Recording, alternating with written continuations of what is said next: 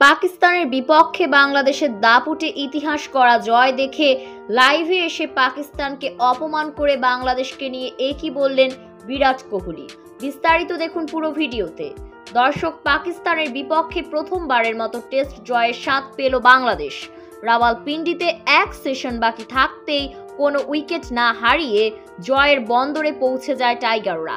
এর আগে দুই দলের 13 বারের দেখায় একটিতেও জয় পায়নি লাল সবুজের প্রতিনিধিরা। এবার রাওয়ালপিন্ডিতে তাদেরকেই হারিয়ে ইতিহাস গড়ল বাংলাদেশ।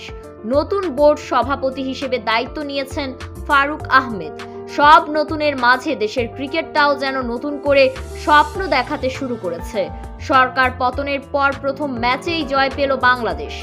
এদিকে পাকিস্তানের বিপক্ষে বাংলাদেশের ইতিহাস গড়া জয় দেখে লাইভে এসে বিরাট কোহলি বললেন, অভিনন্দন বাংলাদেশ ক্রিকেট টিম, তারা পাকিস্তানের বিপক্ষে দুর্দান্ত অসাধারণ খেলেছে। তাদের জন্য শুভকামনা রইল। বিশেষ করে পাকিস্তানের থেকে বাংলাদেশ ভালো দল, এটা প্রমাণ হল।